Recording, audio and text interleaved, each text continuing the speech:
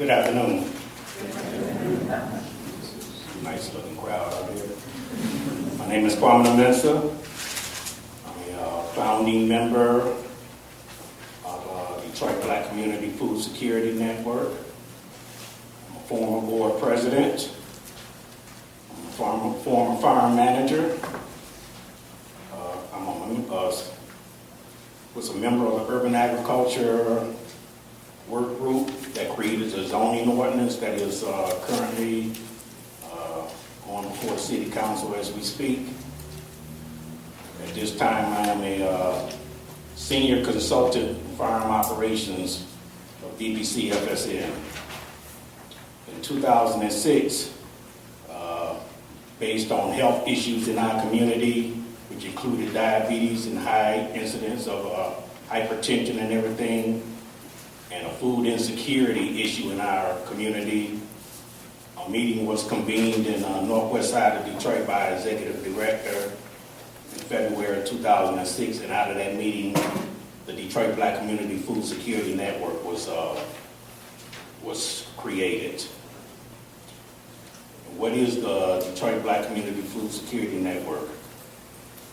Our flagship project is D-Town Farm, which is 7.5 acres located in Rouge Park, where we are growing approximately 35 varieties of organic vegetables and fruits and vegetables using sustainable organic methods, earth-friendly methods, no chemicals, no pesticides, etc.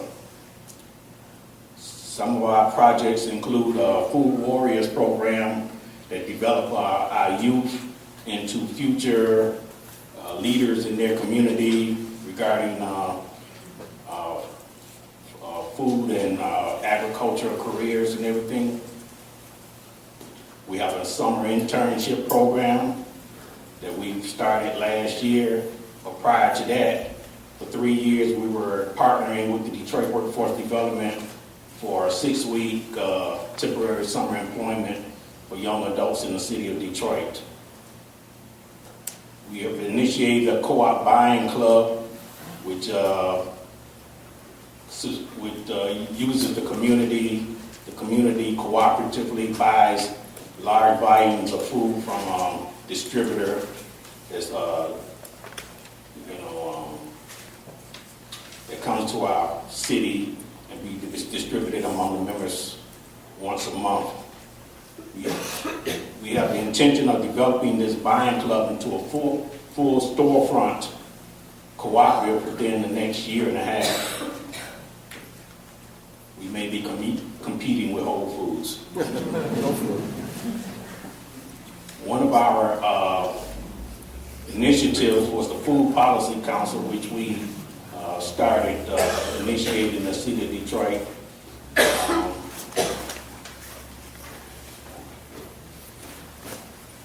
So D-Town Farm is basically a community-supported self-determination project, which shows the community what self-determination is about, how you can repurpose vacant land for sustainable purposes in the city of Detroit.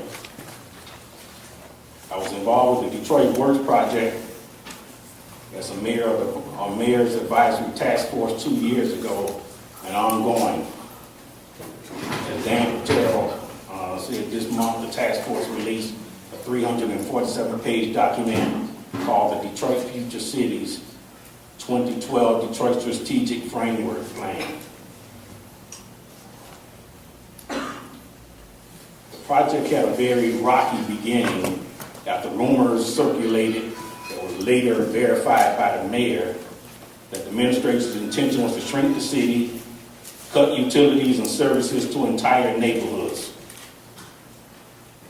There were also plans to force the removal of citizens from certain neighborhoods considered unsalvageable, but the city had no funds for compensation. In other words, this was plans for eminent domain removal. Town hall meetings were were poorly planned. At one town hall meeting, a projection was made of 400 participants and 1,200 people attended. So there was total chaos.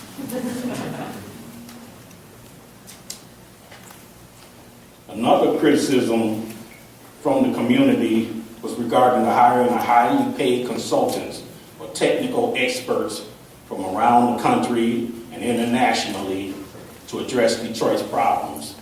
A lot of people in the community had issues with that.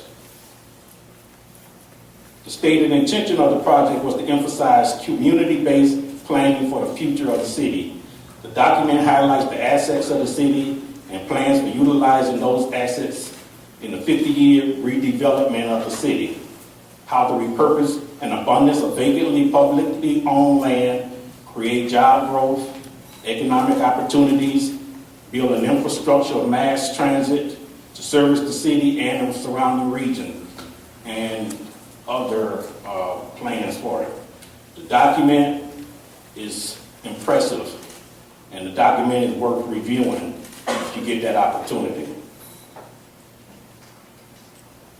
One section of the document recognizes the need for community input, leadership, and partnership in every phase moving forward. Pages 259 and 263 have a section on utilize productive landscapes as the basis for a sustainable city.